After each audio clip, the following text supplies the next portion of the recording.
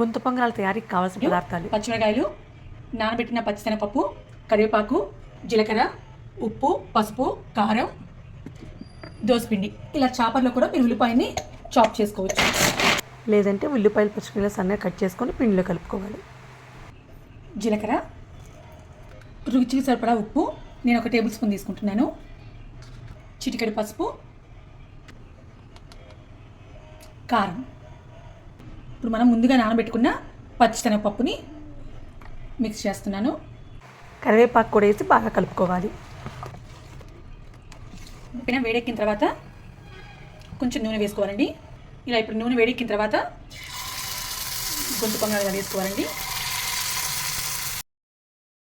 మూత పెట్టి 1 నుంచి 3 నిమిషాలు ఉడకనివ్వాలి.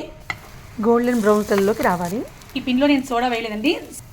అంతే, ఎంతో టేస్టీగా ఉండే గుంత పొంగనాలు రెడీ.